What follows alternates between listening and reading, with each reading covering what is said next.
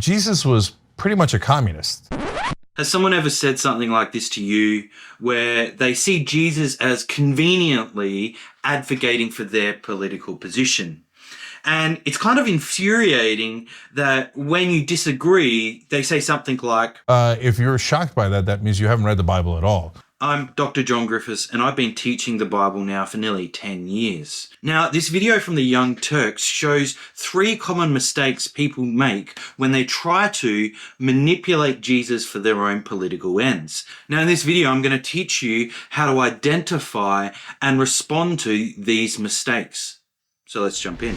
Yeah, not only did he wash the feet of the poor, prostitutes, immigrants, etc., he said, give away all of your worldly possessions and come follow me to help the poor and the needy. And giving away all of your worldly possessions is literally communist. So here the presenter Chen gets this just horribly wrong. Jesus didn't wash the feet of prostitutes or immigrants. As far as we know, Jesus washed the feet of his disciples. Likewise, when Jesus tells the rich young ruler to sell all of his possessions, it's in order for the rich young ruler to follow Jesus and help Jesus in his mission to restore Israel, not necessarily to serve the poor. Now, this highlights that people manipulating Jesus for their own political ends often add in small details that help their own political ends. So my first bit of advice is simply to focus on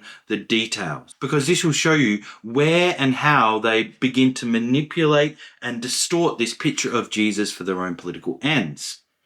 But what happens if they don't add any details into the biblical story? Well, let's keep watching. You can't get any further left in Jesus. He threw out who? The money changers, the bankers. That was the very first thing he did, right? Now here Cenk is referring to Jesus' demonstration in the temple. Now, to understand Jesus' temple demonstration, we need to focus on the words den of robbers. There's 2 things to note about this. The first is that robbers don't rob dens. They go elsewhere to rob, but then they go into a den to hide out. So the money changers are not the robbers. Second, this quotation is from Jeremiah 7, where Jeremiah prophesies the destruction of Solomon's temple. So by using these words from Jeremiah 7, Jesus is predicting the destruction of Herod's temple. And so this is why Jesus targets the money changers. By targeting them, Jesus is able to stop the flow of sacrifices to the temple and therefore symbolically show what would happen once the temple is destroyed. There'd be no more sacrifices. So this highlights that people manipulating Jesus for their own political ends actually miss the context of the passages they note. And indeed, they put their own context into the passage. Now, what's really interesting to note is that Jesus actually does advocate for a certain type of political system, which will become evident as we keep watching this video. Jesus was pretty much a communist. If you're shocked by that, that means you haven't read the Bible at all. Jesus is the biggest lefty in the history of the world, right? He makes Karl Marx blush for how left he is. So when we look broadly at Jesus' teachings, we see that the most common thing that Jesus spoke about was the kingdom of God. More than selling your possessions, more than loving your enemies, the thing that Jesus was fixated on was the kingdom of God. Now, Christians often spiritualize this term, thinking that the kingdom of God is somewhere up in heaven or some spiritual realm. But quite literally, for Jesus and his audience, the kingdom of God was a political system, a kingdom where God was king. You see, in the Old Testament, God was understood as the king of Israel, and God would appoint humans to rule as God's sons.